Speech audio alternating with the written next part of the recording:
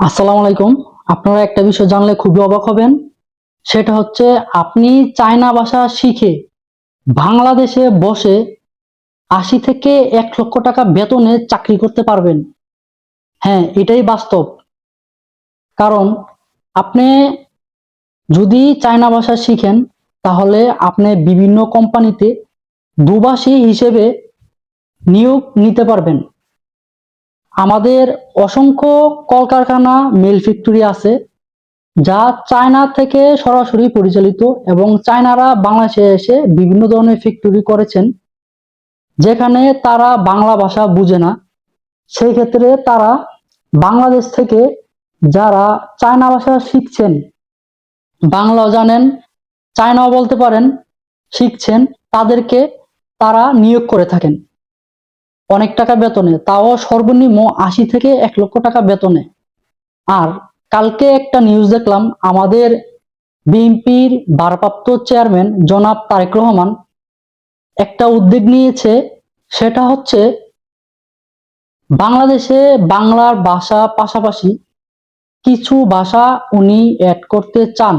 জনাব তারেক রহমান যে ভাষাগুলো অ্যাড করতে বলেছেন তা হচ্ছে বাংলা ছাড়া সেকেন্ড এবং থার্ড আরেকটি ভাষা ভিতরে আনতে চান তিনি।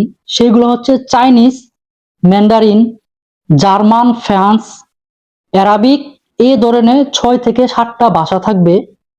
প্রাইমারিতে প্রথম ২-৩ বছর জার্মান শিখলো, এই কোর্স শেষ হলেই আরেকটা ভাষার উপর দক্ষতা আনবে। দেখ, খুবই খুবই খুবই বাংলাদেশের জন্য ভালো একটা উদ্যোগ নিয়েছেন উনি।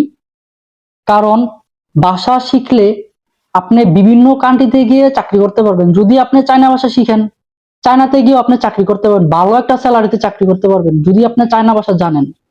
বাংলাদেশে তো পারবেনই, বাংলাদেশে দুভাষী অভাব, দুভাষী পায় না, তাও বেশি টাকা বেতনে।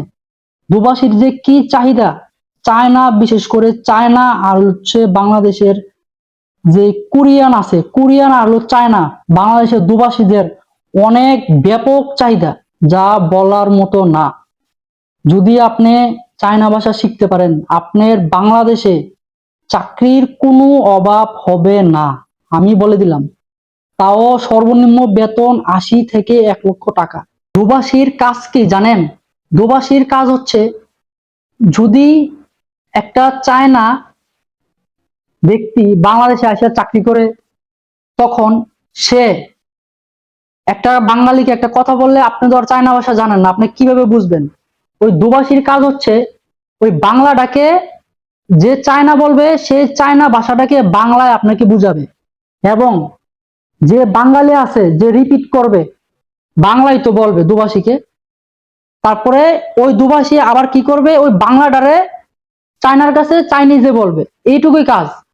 চায়নার কথাটা বাঙালিরে বুঝাবে, বাঙালির কথাটা চায়নাকে বুঝাবে, এইটুকুই কাজ। যতক্ষণ সে, ধর একটা লোকের কত ঘন্টা ডিউটি থাকে? ৮ ঘন্টা, তাই না? তো ৮ ঘন্টা শুধু ওই চায়নার পিছনে সে থাকবে।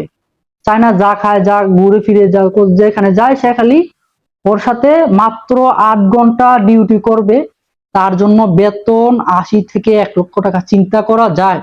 বাংলাদেশে বিভিন্ন ফ্যাক্টরি আছে, মিল ফ্যাক্টরি আছে, যা বাঙালির মাথায় ধরে না বিভিন্ন ধরনের টেকনিক্যালি কাজ করার জন্য। সেক্ষেত্রে বিভিন্ন বড় বড় কোম্পানি চায়না থেকে লোক নিয়োগ দিয়ে থাকেন। তো তারা তো বাংলা জানে না, সেই ক্ষেত্রে ওই বাংলাদেশের কোম্পানি দুভাষী নিয়োগ দেয় শুধু তাদের ভাষা বুঝার জন্য আর তাদেরকে বলার জন্য। বুঝছেন? ওই চায়নাতে যে লোকগুলো আনে তাদেরকে থাকা খাওয়া তো দেই ভিআইপি ভাবে, এবং যে দুভাষী তাকেও ফেসিলিটি দেয়। তারপরে হচ্ছে ওদের বেতন তো জানেনই আপনারা, চায়না থেকে একটা লোক আনে, তাদের বেতন কত হতে পারে আনুমানিক, এটা তো আপনারা বুঝতেই পারতেছেন। তো চিন্তা করেন, আমাদের বাংলাদেশে যদি যে তারেক রহমান, জনাব তারেক রহমান যে উদ্যোগটা নিয়েছে, যদি আমরা সফলভাবে এটা করতে পারে, উনি করাইতে পারে, বাংলাদেশের মানুষ যদি শিখতে পারে এই কয়েকটা ভাষা, তাইলে আমাদের দেশে ভবিষ্যতে চায়নার, যদি জানে আমরা চায়না ভাষা চর্চা করতেছি, আমরা চায়না ভাষা জানি বাঙালি, তাইলে দেখবেন শুশু শুশু করে চায়না বিভিন্ন কোম্পানি, বড় বড় ইন্ডাস্ট্রিজ কোম্পানি বিভিন্ন গ্রুপ কোম্পানি বাংলাদেশে আইসা তাদের মিল ফ্যাক্টরি কলকারখানা স্থাপন করবে, সেখানে বাঙালি নিয়োগ দিবে, বাংলাদেশে কর্মসংস্থান হবে, বেকারত্ব দূর হবে। চায়না থেকে বিভিন্ন কিছু আপনি শিখতে পারবেন, জানতে পারবেন, জান না আপনি নিজে একটা কোম্পানি খুলে বসতে পারবেন শিখে শিখে। বুঝছেন কত বড় একটা উপকার যদি হইতো, যদি আল্লাহ যদি দেয় করায়, যদি জনাব তারেক রহমান যে উদ্যোগটা নিয়েছে, আমি দোয়া করি এই জিনিসটা উনি বাস্তবায়িত করবে। আহ বাস্তবায়ন করলে আসলে বাংলাদেশের অনেক উপকার হবে। ওনার চিন্তাধারা আসলে খুব অমায়িক, এমন চিন্তা আর কখনো কেউ করে নাই। তবে আমার পার্সোনালি আমি একটা কথা বলি, আমি একবার একটা ফ্যাক্টরিতে ভিজিট করতে যাই, সেখানে গিয়ে দেখি ওই ফ্যাক্টরিতে আসলে চায়নারা পরিচালিত করে আর কি, পরিচালনা করে সবকিছু, প্রসেস প্রসেস মসেস যা আছে সবকিছু। তো আমি তো আর চায়না বুঝি না, তো ওই চায়না আমাকে প্রসেস গুলো বুঝাচ্ছিল, এটা এইভাবে আমরা আমরা এইভাবে করি, আমি যেহেতু অডিট করতে গেছিলাম। তো সেক্ষেত্রে আমি যখন চায়না বুঝি না, তখন পাশে দুভাষী ছিল, ওই দুভাষী আমাকে বলছে, উনি এইটা বলছে, উনি ওইটা বলছে। তারপর আমি আমার রিপিট গুলো করছি, আমি আমার রিপ্লাই দিছি, আমার গুলো সে ওই চায়না ভাষায় ওই চায়নাকে বুঝাইছে। তারপরে আমার ভিজিট শেষে আমাদের যে কনফারেন্স রুম মিটিং হয়, তো সেখানে ওই যে দুভাষী আর চায়না দুভাষী আমার পাশে বসা ছিল। তারপরে দুভাষীর সাথে অনেক কথা হয় আমার। তারপর বললাম আসলে কিভাবে কি ভাই। তারপর উনি বলছে, হ্যাঁ ভাই আমরা আসলে চায়নাদের সাথে কাজ করি, আমি দুভাষী, আমি আমি কয়েকটা ভাষা জানি, আমি এই ওনার ওনার ওনার সাথে থাকি, উনি যদি কিছু বলে আমি বাঙালির বুঝে বাঙালি বুঝে আর কি। তো বললাম আপনাদের স্যালারি ট্যালারি, বললো আমার বেতন 80+, মানে 80,000 টাকা ও প্লাস, তাহলে 80-90 হইতে পারে এরকম আমার ধারণা। আমি বললাম এত টাকা, আমি অবাক হইলাম ভাই, আপনি শুধু ওনার পাশে থেকে মানে এইটুকু আমার ভাষা আমার বাংলাটা ওনাকে বলতেছেন, আর ওনার চায়না ভাষাটা আমাকে বলতেছেন, এই জন্য এত টাকা? তো হ্যাঁ ভাই। তো ভাই এই যে দুভাষীর যে কি চাহিদা, হ্যাঁ, মানে আমরা যারা শিখছি তারা ছাড়া কেউ জানে না। আমি ইচ্ছা করলে এই যে আমি ধর গার্মেন্টস ডিপার্টমেন্টে তো আমি অনেকদিন আছি, ওনার সাথে অনেক কিছু জানি।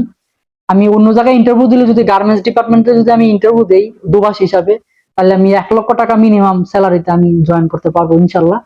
তবে কয়েকটা চান্স আছে, আমি দেখি হয়তো বা এখান থেকে আমি চেঞ্জ হইতে পারি, দুভাষী চেঞ্জ হবো আর কি। জনাব তারেক রহমান এই উদ্যোগটা নিছেন, বাস্তবায়িত করবে ইনশাল্লাহ, ইনশাল্লাহ, ইনশাল্লাহ।